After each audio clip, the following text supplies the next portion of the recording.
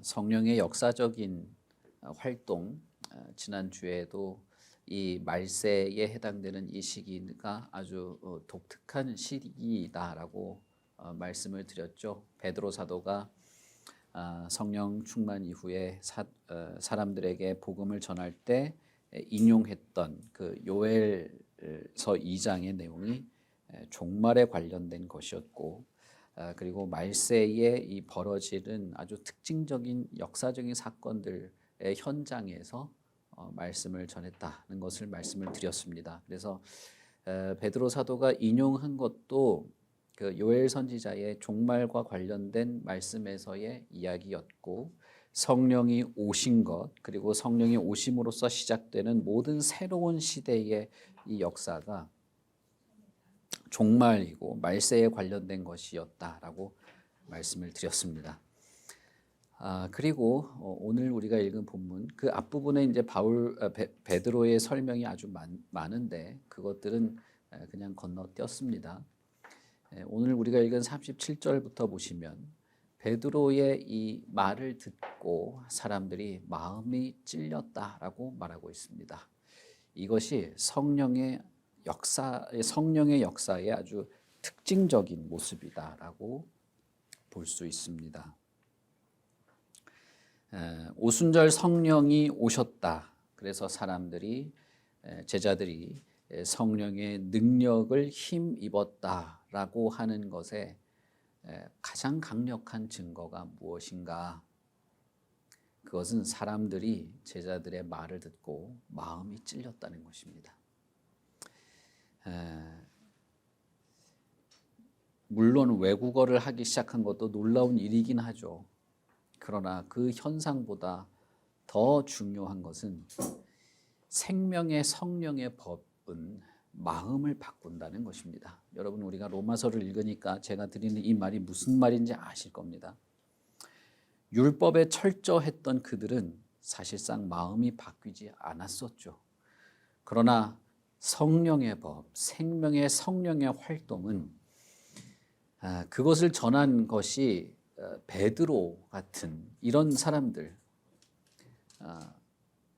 무슨 율법 교사라든지 바리새인이라든지 훌륭한 어떤 지도자가 아님에도 불구하고 성령의 능력, 성령의 충만한 그 역사 속에서 사람들의 마음을 움직였다는 것입니다.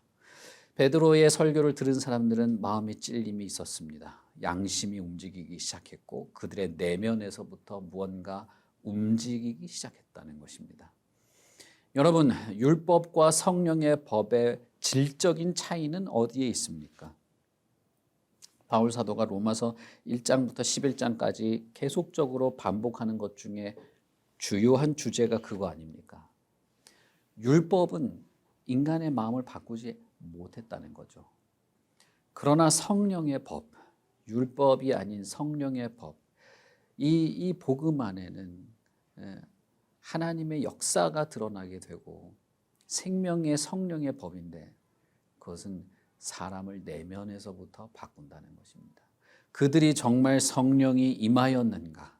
그들에게 정말 성령의 충만한 능력의 어떤 활력이 있었는가는 그들이 외국어를 말했다는 것보다도 훨씬 더 선명하게 보여지는 것은 그 말을 들었던 사람들이 마음이 움직여지기 시작했다는 것입니다.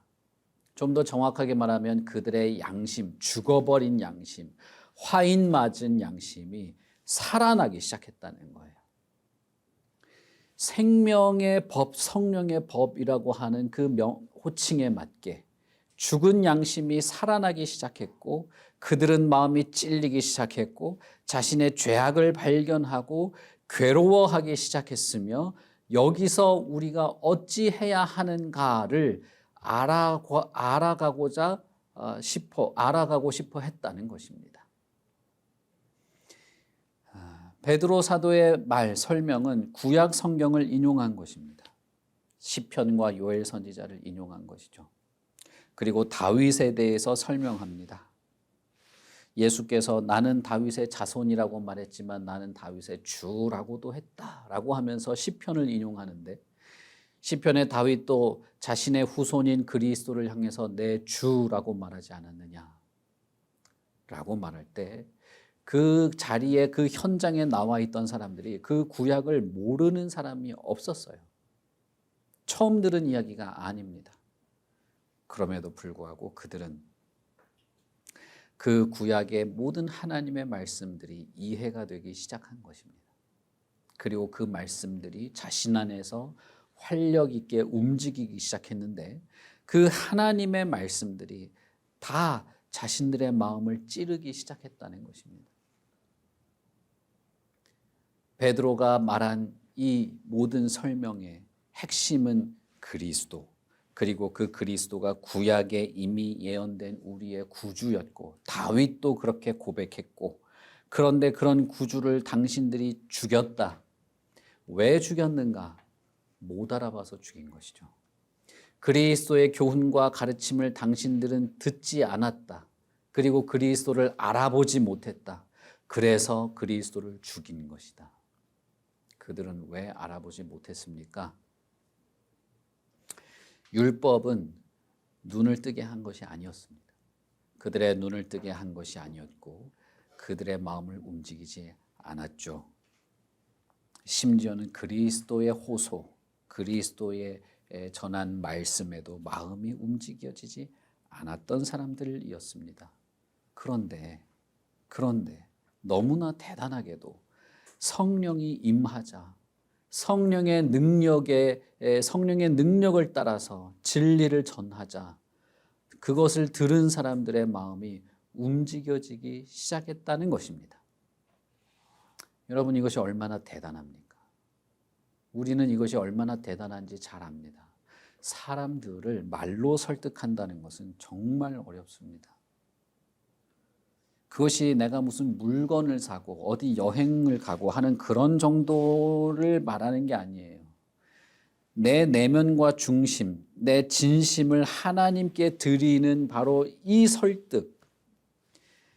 인간이 얼마나 악하고 패역하고 완악하고 고집스러우냐 하면 내가 누군가의 설득을 따라서 물건을 사거나 자기의 몸에 독이 되는 줄 알면서도 술을 한 잔 마시거나 하는 건 할 수 있을지 몰라요. 그런 거는 설득이 될지 몰라도 하나님께 내 진심을 드리고 하나님께 내가 전적으로 나를 맡겨드리고 하나님의 말씀에 내가 굴복하는 일에 있어서는 정말 지독하게 설득이 안 되는 게 인간입니다. 잠깐은 할 수 있을지 몰라요.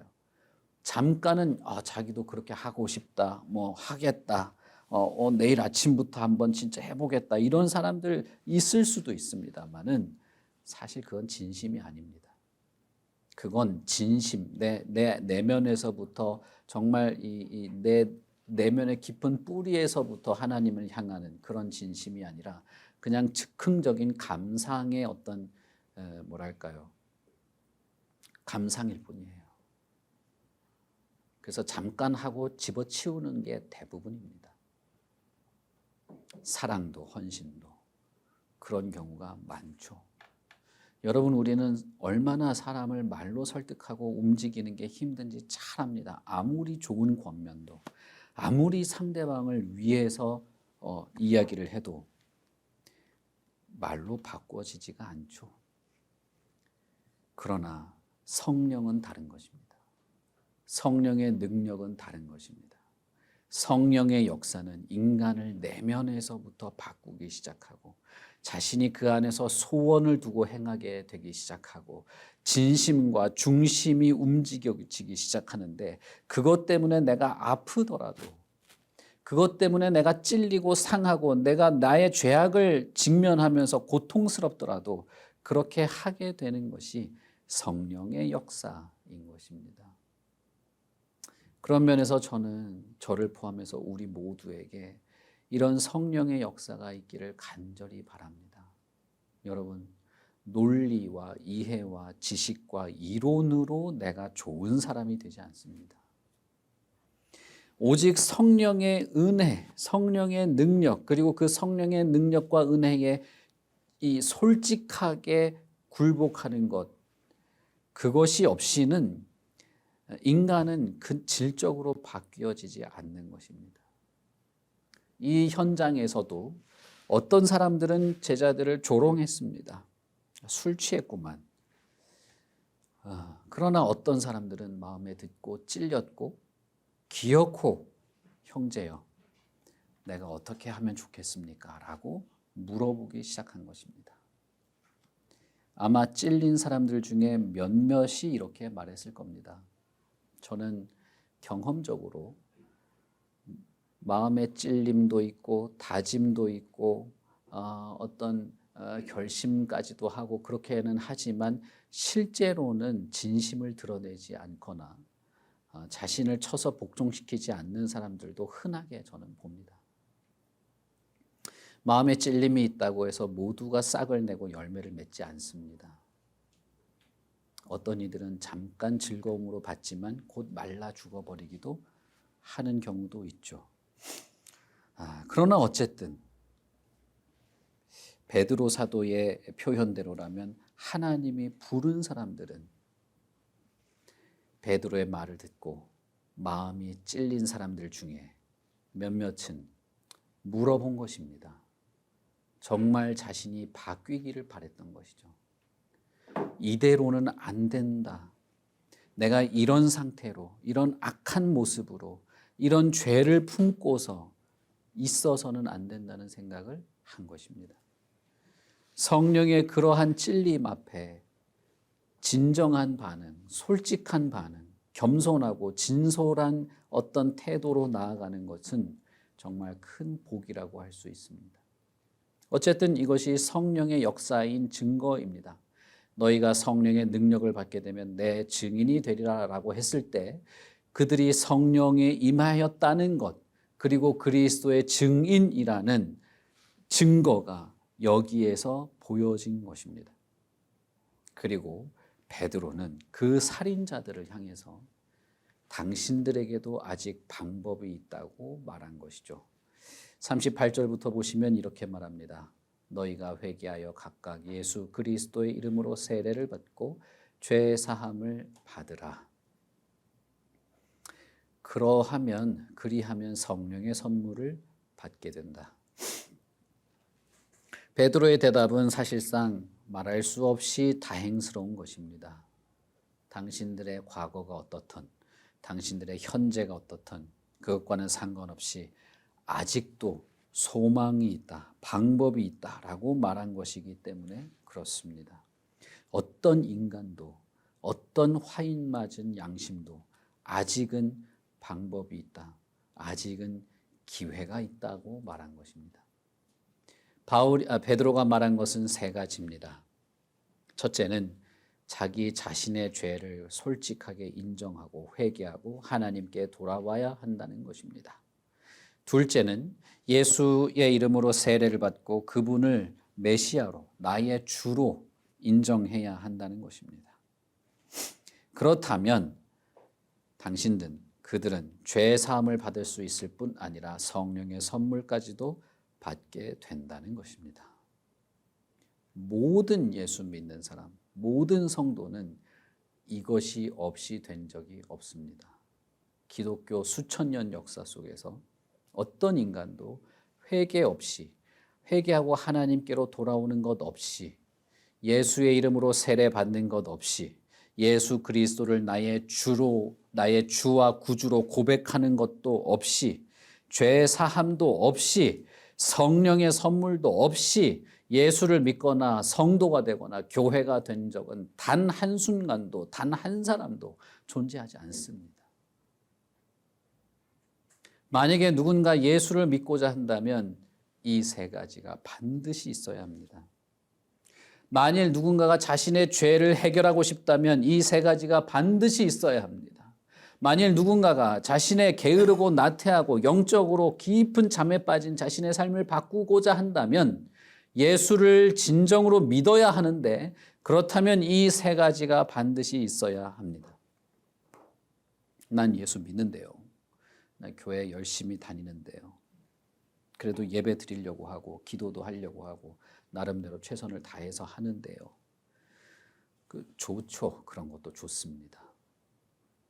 그러나 여러분, 그것 말고 예수를 믿냔 말입니다. 예수 그리스도를 믿는 믿음으로 변화된 심령을 얻어서 예수 그리스도에게 합당하게, 복음에 합당하게 살아가는 삶의 과정이 있냐는 거예요.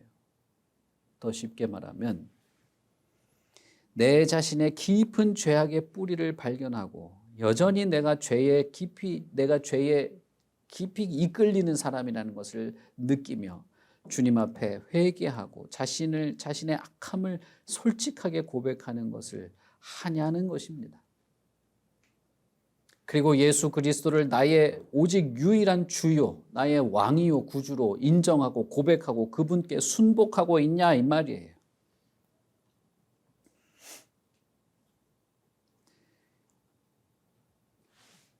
우리가 로마서 마치면 우리 점검책을 읽어보겠습니다만은 제가 새벽에도 말씀드렸습니다만 이걸 여러분 이론과 항목 체크 표시하는 걸로 생각하시면 안 돼요. 그렇게 하시면 안 되고 진짜 자기 자신을 돌아볼 수 있는 그런 마음의 역량, 영적인 역량을 가질 필요가 있습니다. 솔직하게 자신을 볼 수 있는 마음. 그게 나를 무척 찌르지만 그래도 내 자신의 깊은 어둠을 발견하고 그것을 하나님 앞에, 주님 앞에 고통스럽게 꺼내놓고 나를 구해 주십시오라고 말할 수 있는 이것이 사실은 그것이 은혜입니다. 여러분, 목사가 사람은 다 죄인이라고 하더라. 예수 믿으려면 회개하라고 하더라. 그래서 회개해야 될 것 같다. 혹은 내가 뭔 죄가 있나 내가 회개해야 되나. 거기서 멈추시면 안 됩니다. 거기서 멈춰서는 안 되고 어째서 예수 그리스도께서 예수라고 하는 분이 나를 위해서 죽었다고 말할까? 내가 그렇게 누군가가 죽음에 처할 만큼 내가 악랄한 자인가? 자기 자신의 내면과 영혼의 깊이를 한번 돌아보는 것입니다. 거기에는 성령의 도움이 있습니다. 그리고 하나님의 말씀을 읽으며 하나님의 말씀을 마치 기준처럼 마치 하나의 그 랜턴처럼 내 마음에 비추는 빛으로 비추어 볼 수 있습니다. 그리고 내 자신을 한번 생각해 보는 것이죠.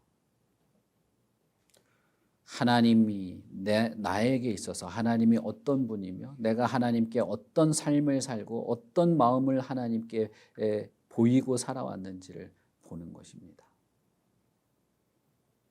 아니 사실상 성령의 활동적인 이 능력은 말씀을 통해서 우리에게 내 안에 깊이 숨겨져 있는 죄를 발견하게 하고 악을 보게 하며 하나님의 순수한 완전한 그 영광스러운 하나님의 빛을 보게 합니다.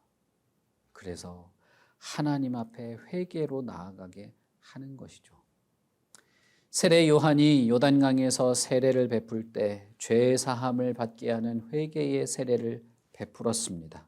그때도 세례 요한은 나는 물로 세례를 주지만 내 뒤에 오시는 분은 성령의 세례를 줄 것이다 라고 말했는데 오순절날 성령이 제자들에게 임할 때는 마치 폭포수처럼 쏟아졌습니다.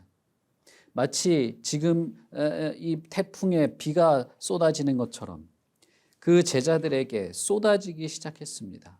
그리고 그들은 성령의 충만한 은혜와 능력을 감추거나 미루거나 억제하지 않았고 그럴 수도 없었습니다. 그들은 뛰쳐나가서 그리스도를 증거하기 시작했고 그리고 당신들은 회개해야 한다고 말하기 시작한 것입니다. 물로 세례를 베푸는 세례 요한도 회개를 외쳤다면 성령의 능력으로 성령의 부으심을 경험한 자들이야말로 회개를 외칠 수 있겠죠. 그리고 그 회개의 외침을 들은 사람들, 그들 중에 정직하게 하나님 앞에 자기 자신을 드리는 사람들은 회개했던 것입니다. 하나님이 보내신 구원자 예수를 알아채지도 못하고 주님의 말씀을 들어도 이해도 못한 사람, 심지어는 예수 그리스도를 죽였던 그 살인자들, 폭도들, 그들이 이제 뻔뻔스럽게도 예수 그리스도께서 베푸시는 구원을 달라고 하게 되었는데 그런 마음조차 주님이 약속하신 성령 때문에 얻게 된 것이었습니다.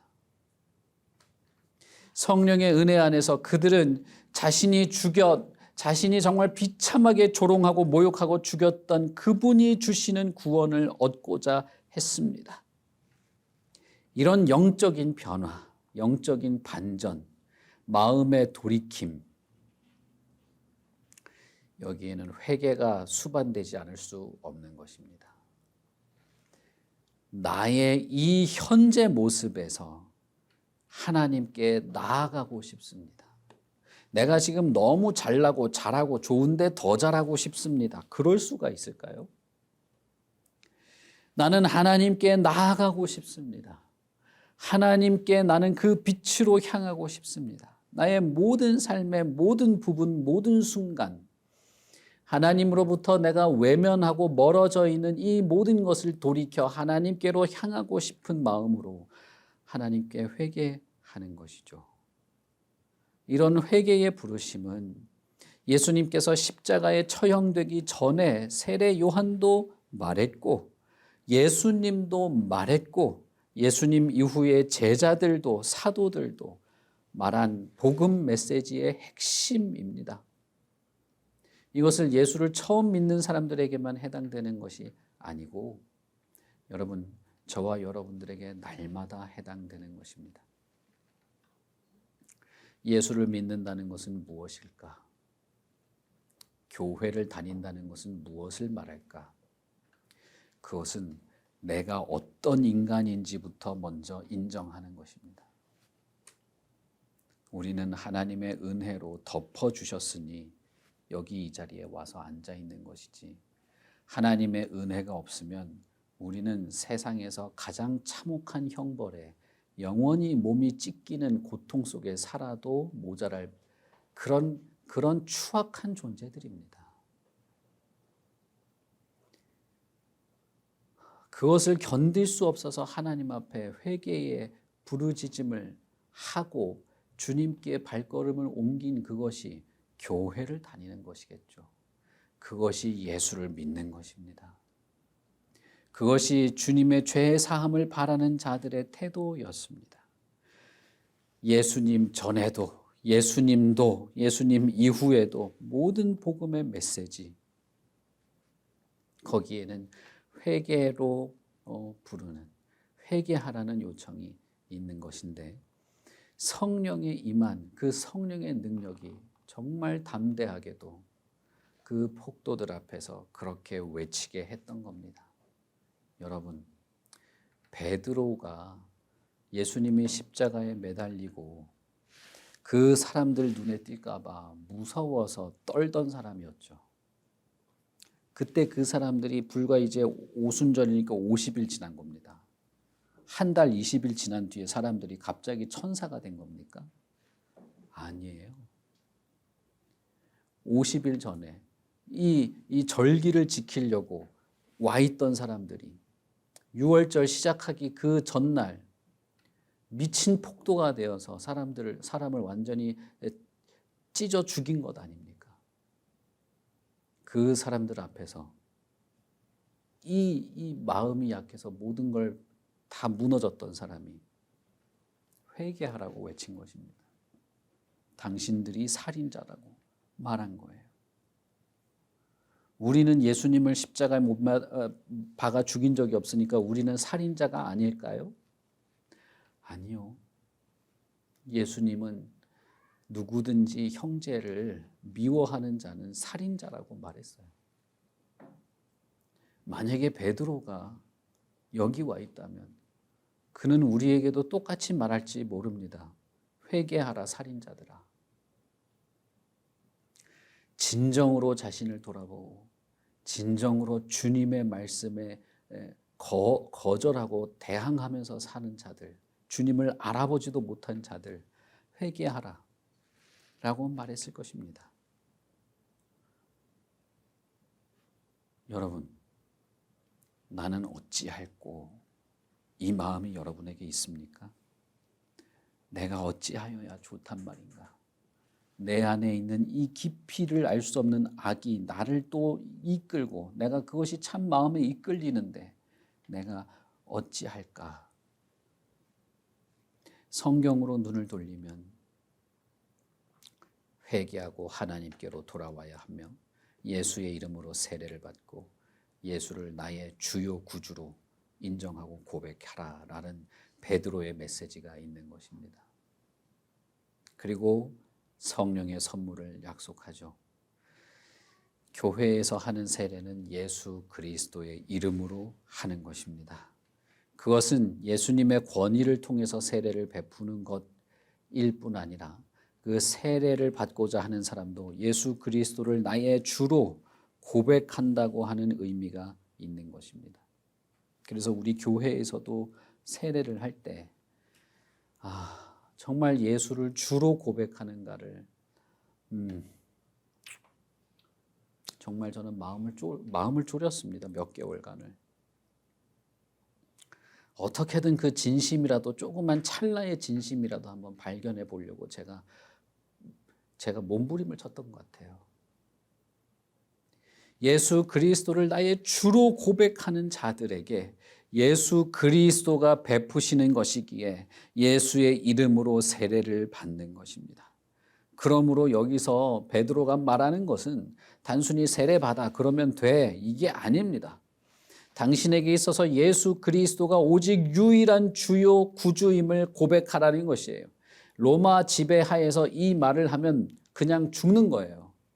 로마 황제를 주라고 하지 않고 예수를 주라고 하는 순간 그는 그냥 재판 없이 죽는 겁니다. 그런데도 베드로는 이렇게 말하는 것입니다. 예수의 이름으로 세례를 받으라. 예수께서 주시는 세례를 예수를 나의 주로 고백하는 자가 받을 수 있다면 예수를 주로 고백하고 받으라라고 말하는 것입니다. 그리고 그 세례는 성령의 선물을 주는 것과 관련이 있는 것이죠. 단지 머리에 물을 흘리는 것은 어떤 그런 것에 대한 외적인 표지일 뿐입니다.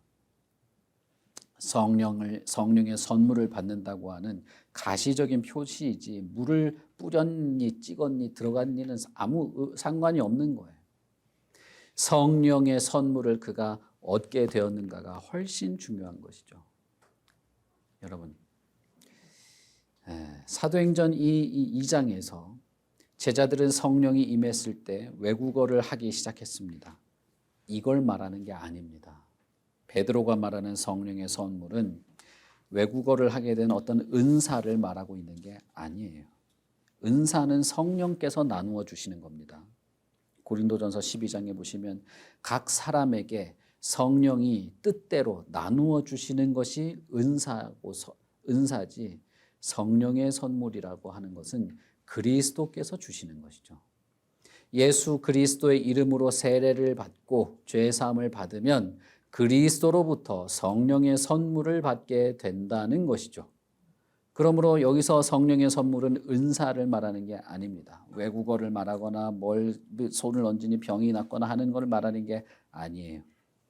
여기서 말하는 것은 결국 성령의 선물은 예수 그리스도가 베푸시는 구원을 얻는 것을 말하는 것입니다. 좀 더 직접적으로는 성령 자신을 말하는 것이에요. 제자들이 오순절 성령 강림 때 성령이 자신들에게 임한 것처럼 나처럼 당신들에게도 성령이 함께 하실 것입니다. 성령을 받게 될 것입니다. 성령의 충만이 있게 될 것입니다. 성령의 능력으로 살게 될 것입니다. 성령 자신이 당신과 함께 동행하며 영원히 함께 거하게 될 것입니다를 약속한 것입니다. 회개하고 세례를 받는 자들에게 약속된 선물, 그것은 성령 자신인 것이죠. 더 자세하게 말하자면 성령에 의해서 신자들에게 그대로 베풀어지는 그리스도의 구원의 은총을 얻게 된다는 것입니다. 형제들이여 내가 어찌할꼬 당신들의 말을 들으니 나는 지독한 죄인이고 영원한 저주에 빠져 마땅한 자인데 내가 어떻게 하면 좋겠는가? 회개하고 예수의 이름으로 세례를 받고 죄사함을 받는다면 당신들은 그리스도의 구원을 얻을 수 있다라고 말하는 것이 분명하기 때문에 성령의 선물은 바로 성령께서 우리에게 주시는 그리스도의 구원의 은혜들, 삼위 하나님과 동행하는 것을 말하는 것이 분명합니다. 여러분, 저는 저를 포함해서 우리 모두에게 이런 일이 있기를 바랍니다. 저 또한 마찬가지고 여러분도 예수 그리스도로 세례받고 죄 사함을 받고 성령의 선물, 곧 구원의 은혜를 충만히 누리게 되기를 바랍니다. 쉽게 말하면 우리 주일학교 아이들에게 말하듯이 말하자면 예수 그리스도를 믿으시기를 바라는 것입니다.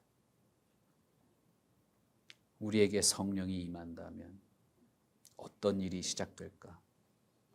우리 각자에게 성령이 자기 자신을 선물처럼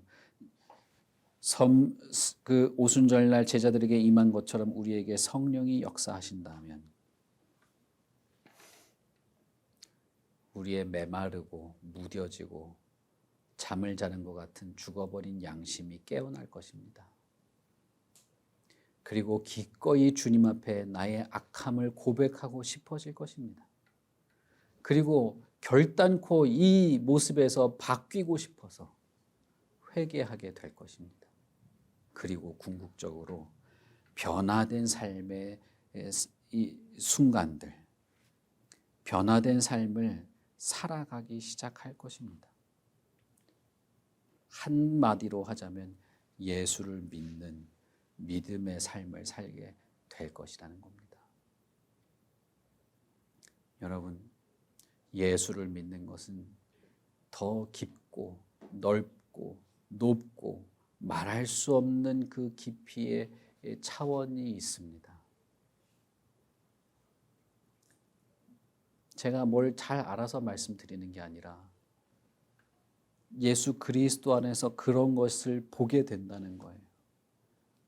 10년 전이나 20년 전이나 지금이나 예수를 믿고 주님 안에서 살아가고 내 자신을 돌아보는 일에 별 차이가 없다면 정말 예수를 믿는 게 맞는 걸까요? 천국에서 영원히 예수님을 믿으며 살아간다고 할 때 그 깊이가 단순히 내 이 5, 60년 신앙생활에 그 정도의 차원에 멈추는 것일까요? 그렇지 않습니다. 그렇지 않아요.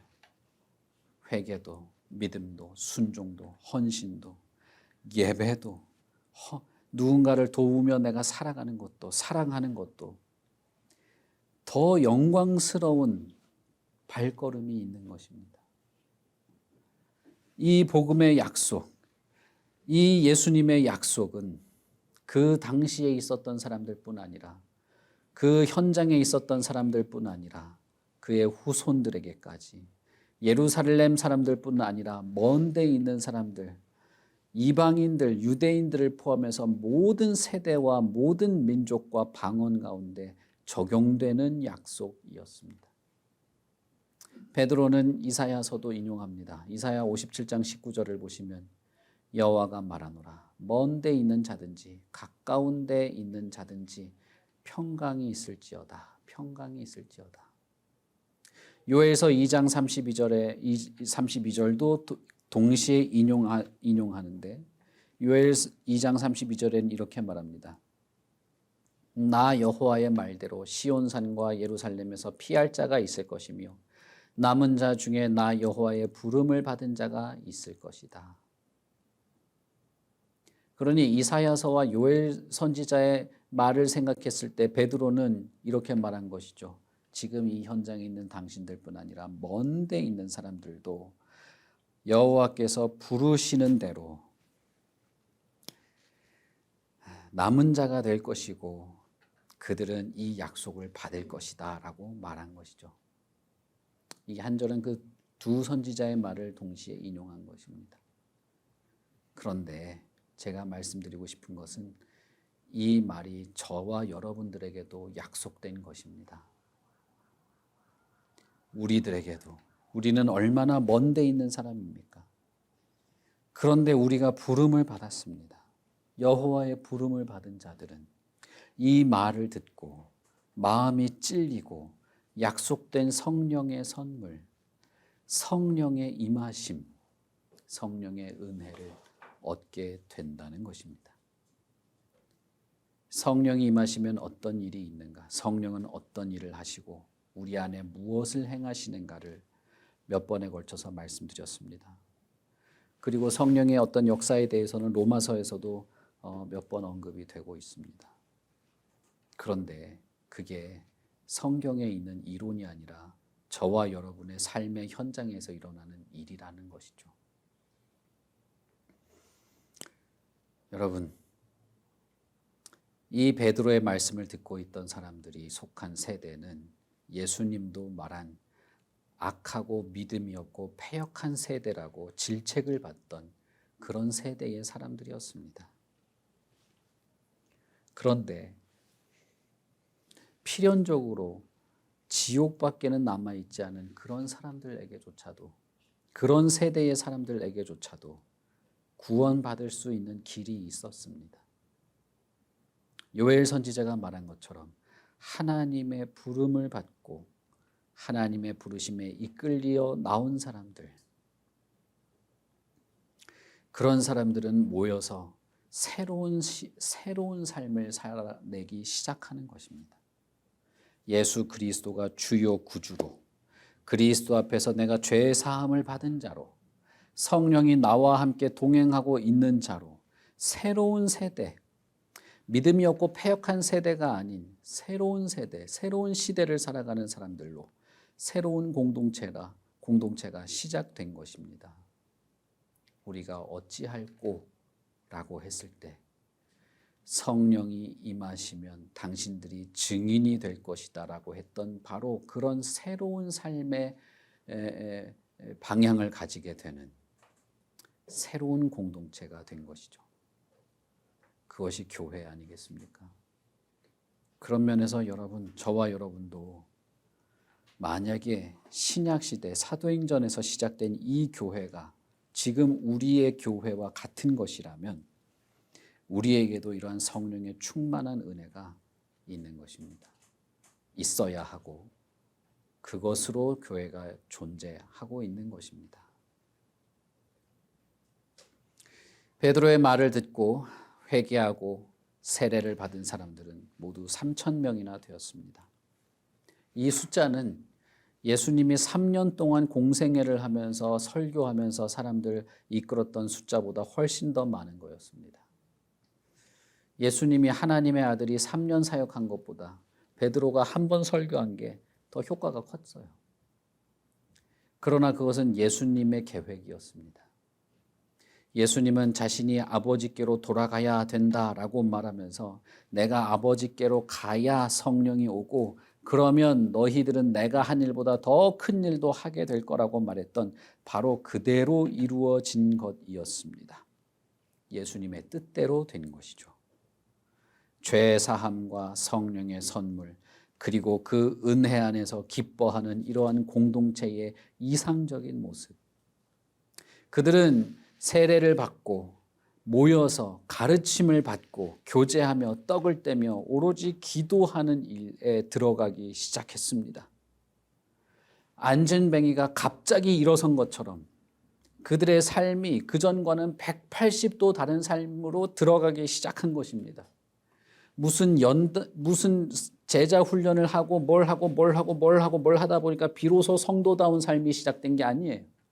예수를 믿는 그 순간부터 예수 그리스도 앞에 죄의 사함을 받고 세례를 받고 그로부터 완전히 변화된 삶의 첫 단계가 시작된 것입니다. 어떤 수준의 차이는 있을 수도 있어요. 지식의 차이는 있을 수도 있지만 예수를 믿기 전과 믿은 후는 완전히 180도 다른 방향의 삶을 살기 시작하는 거예요. 삥 돌다가 비로소 성도다운 삶을 사는 게 아닙니다. 예수를 믿는 순간 그들은 완전히 다른 삶. 성전 미문 앞에 앉아있던 한 번도 걸어보지 못한 사람이 어떻게 갑자기 걷습니까? 아무리 다리에 힘이 들어가도. 그런데 그는 갑자기 일어서서 뛰고 걷기 시작했습니다. 완전히 다른 삶을 살기 시작했죠. 성도는 그런 것입니다.